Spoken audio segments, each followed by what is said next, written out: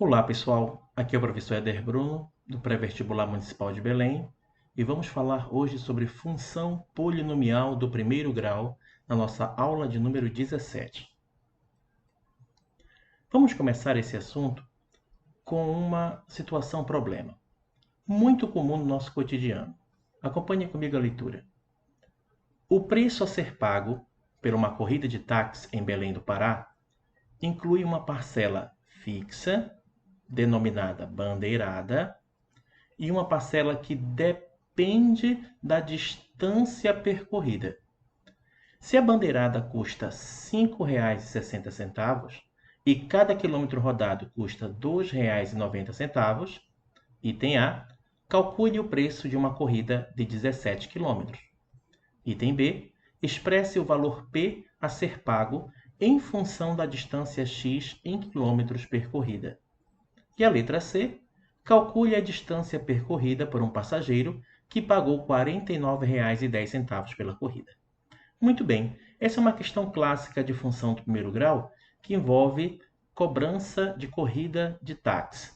Primeiramente, que você tem que saber o que é uma bandeirada. A bandeirada é uma taxa que é cobrada no ato que você entra no carro. Já está marcando no relógio.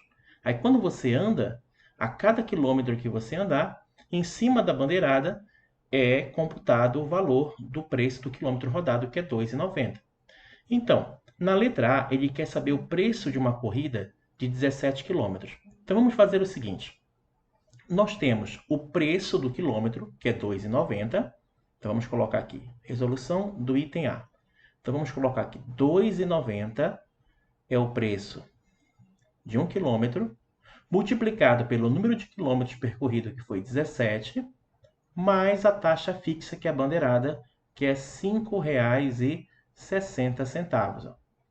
Agora, fazendo essa continha, vai dar justamente o valor que você vai pagar pela corrida.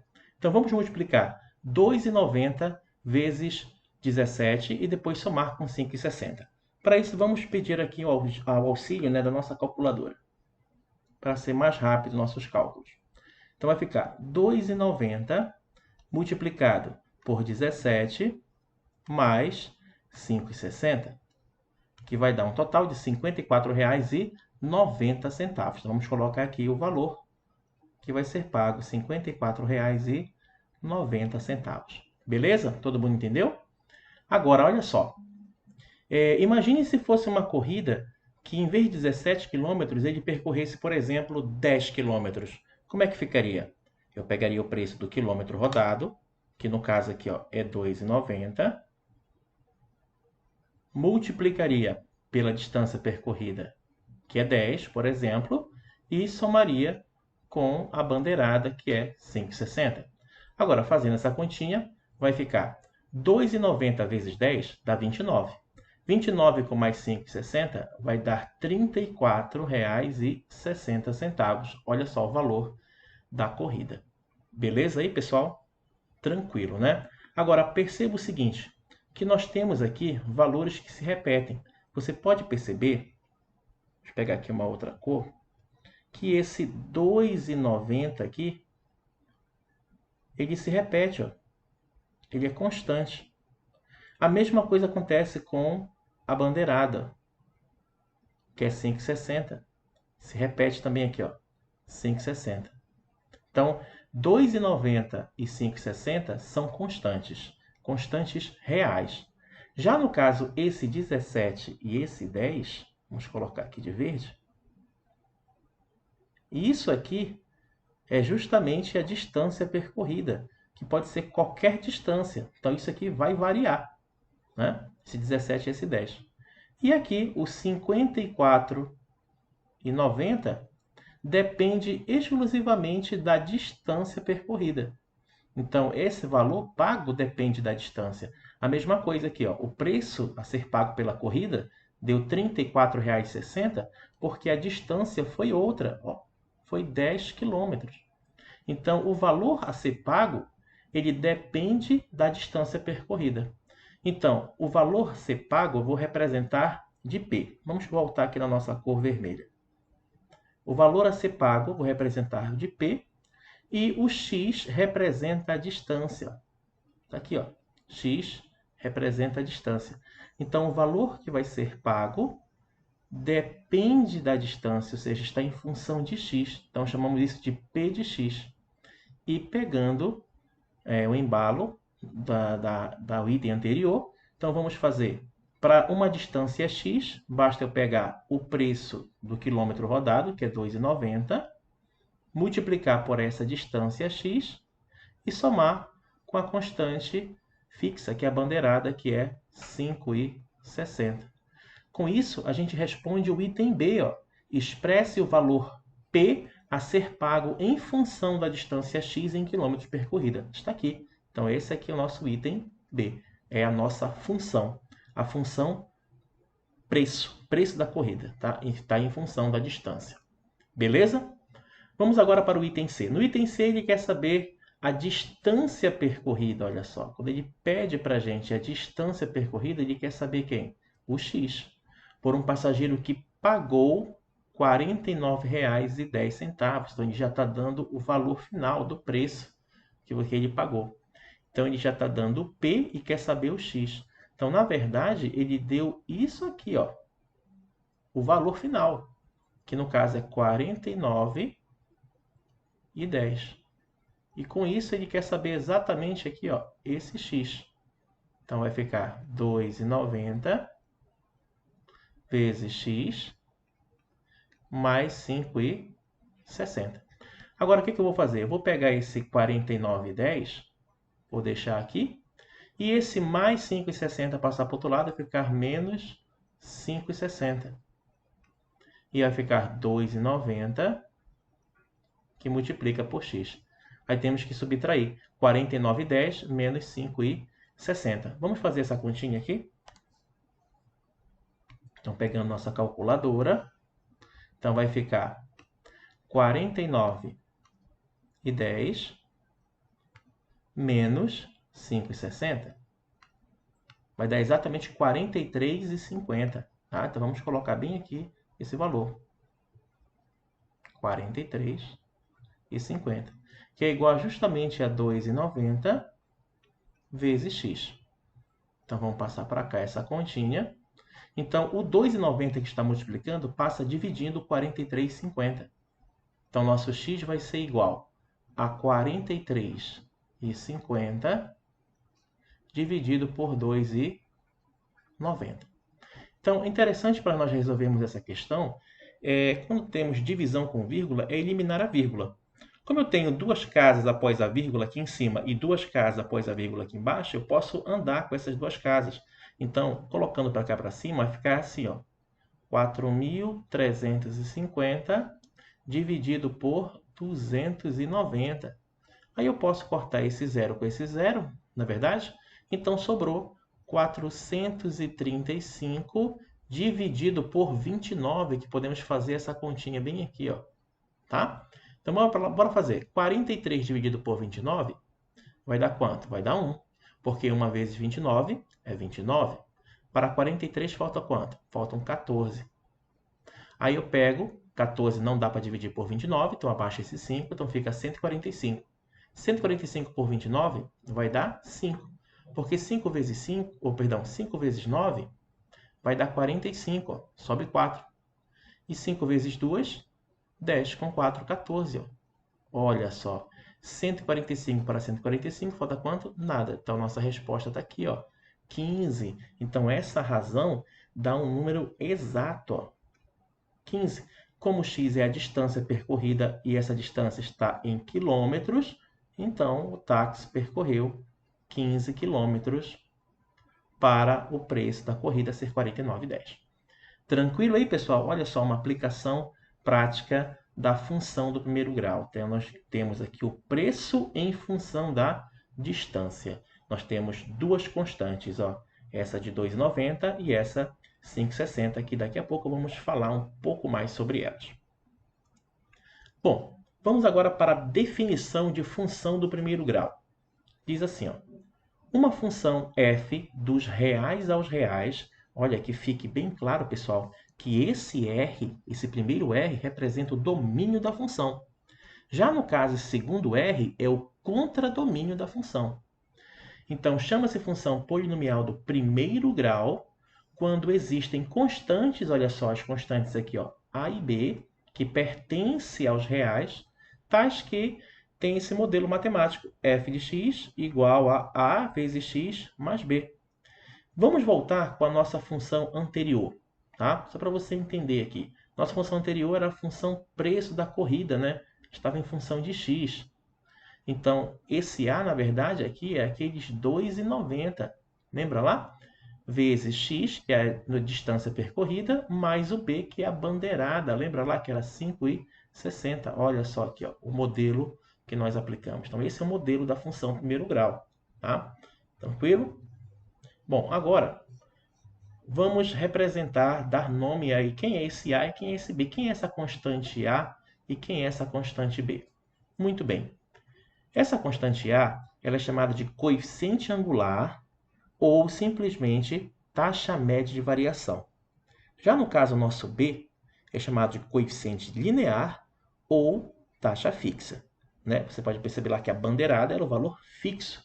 Né? E o 2,90 era uma constante, porém ela vai variar, porque esse x aqui, ó, que no caso, no exemplo, seria a distância percorrida, ele sempre vai variar. E ao multiplicar com A, isso tudo vai variar. Esse conjunto, esse produto todo aqui, ó, ele vai variar, tá? Mas é importante que você saiba que o A é chamado de coeficiente angular ou taxa média de variação. E o x pertence aos reais. Tranquilo? Bom, aqui embaixo nós temos 4 exemplos de função do primeiro grau. Y igual a 3x menos 12. Vamos identificar quem é o coeficiente angular e o coeficiente linear desta função. Tá ok? Bom, nesse caso, o a é quem multiplica com x, hein? Na verdade, até aqui, ó, o a é quem está multiplicando com x. E aqui, quem está multiplicando com x é exatamente o 3. Ó. Então, nosso a é 3. E o b? O b, pessoal, que é o nosso coeficiente linear, é esse carinha bem aqui, ó. Tem que falar com um sinal, tá? Menos 12. Então, vamos colocar aqui, ó, menos 12. O coeficiente linear, ou taxa fixa, perceba que ele não está multiplicando com x. Então, ele não depende de x, logo ele é chamado também de termo independente. Tá? Então, o termo independente aqui é o menos 12. No item B, você tem a função y igual a 10 menos 5x. Então, perceba aqui que o a, lembrando quem é? É o 10? Não, é aquele que multiplica com x. Ó. Nesse caso aqui é o menos 5. Ó. Tome muito cuidado, tá? E o b, o nosso termo independente, ou coeficiente linear, no caso, é o 10, positivo. Quando é positivo, não precisa colocar o sinal na frente. Na letra C, você tem a função y igual a menos x sobre 3 menos 6. Então, vamos identificar aqui quem é o a da função. Perceba que aqui, pessoal, na frente do x não aparece ninguém, mas tem, ó, é um 1, porque 1 é elemento neutro da multiplicação. 1 vezes x é justamente x. Então, se eu pegar 1 e multiplicar com x, volta a ser o x. Então, quando não tem ninguém na frente da variável, na verdade, tem o número 1. Mas aqui eu tenho um sinal de menos, olha. E aqui embaixo eu tenho 3. Então, na verdade, o a é menos 1 sobre 3. Ou seja, é o menos 1/3. Tranquilo? Já o nosso b, que é o nosso termo independente, está aqui, ó, é o menos 6. Já na letra D, perceba aqui que y é igual a 2x. Nesse caso, não aparece o b, mas na verdade o b tem. O b é zero. Toda vez que não tiver o b, na verdade o b é zero, porque 2x mais 0 é 2x. Então, nesse caso, o a, que é o nosso coeficiente angular, é o 2, que multiplica com o x, e o nosso b, nesse caso, é zero. Tudo bem? Olha, um detalhe importante. Toda vez numa função do primeiro grau que o b for zero, deixa eu dar um destaque aqui.